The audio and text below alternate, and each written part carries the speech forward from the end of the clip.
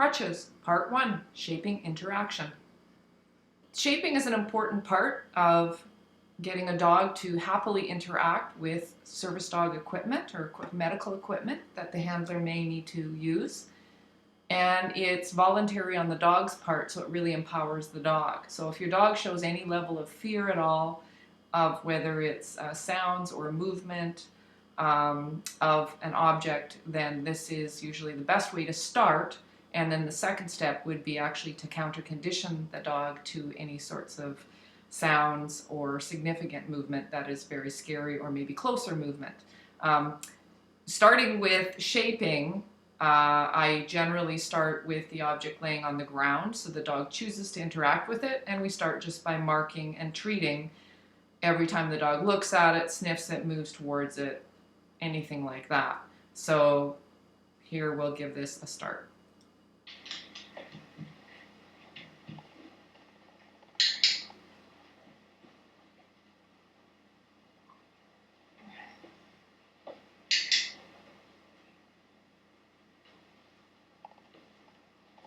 You can toss the treat across the object, and that will help the dog to move across it. If you see any level of fear, just toss the treat to the side so the dog doesn't have to choose to go across it to get the treat. Just a footnote as well, I've got a new treat pouch that I'm trying out, and it happens to be dumping some treats all over the floor, so that's why you see me picking up the treats.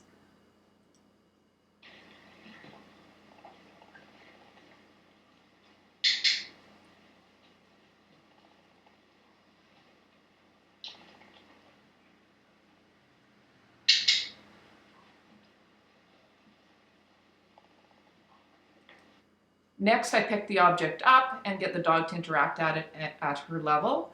Again, this is empowering for the dog to choose, and it also allows the dog to see the object at a different angle. Laying down is very different than standing upright, so if we show the dog the gradual progressions between the two, then we've covered all our bases.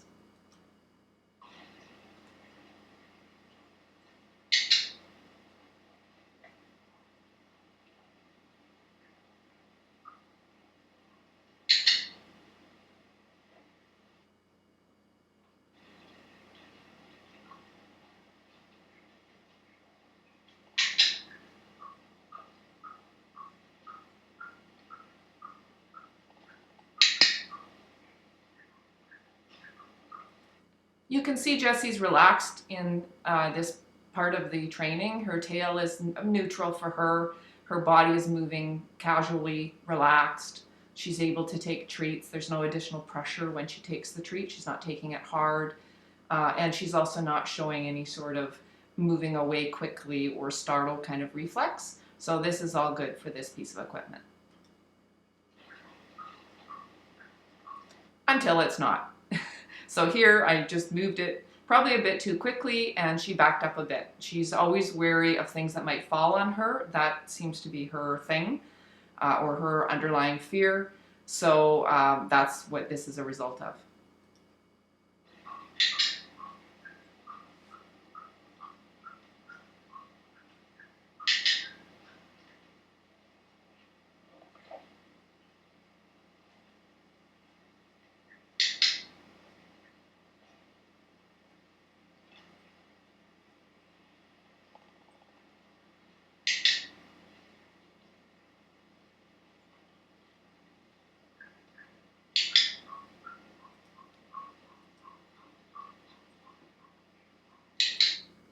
You'll notice I'm being very quiet. I'm not moving a lot. I'm not using any additional coaching with my voice.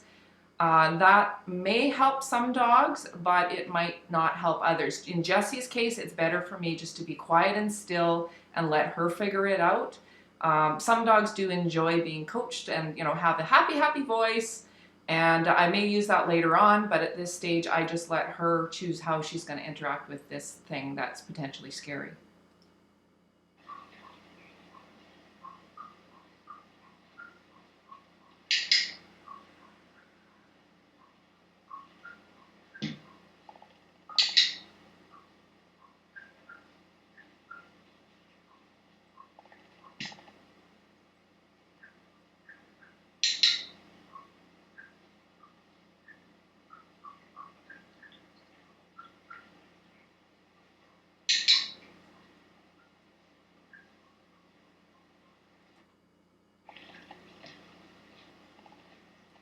So I just jumped forward here. It was a little bit more of the same. We just moved it around the room a bit.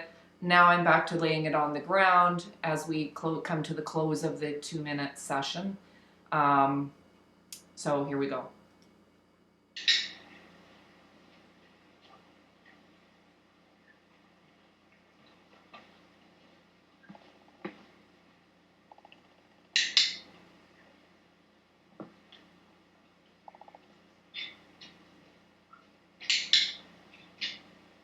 Vinegar.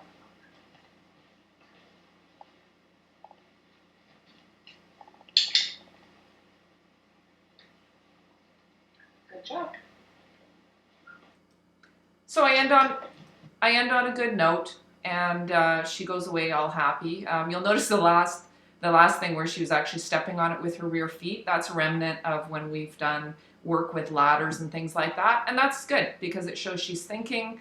It shows she's processing what I might want, which means that it's no longer at this point a fear for her in the position of laying down or standing up. So that's all, and on to part 2 where we counter condition the sound, because the sound is often the thing that freaks most of the dogs out, and combined with the movement of it falling, and we have to combine those two. But you'll see that in part 2.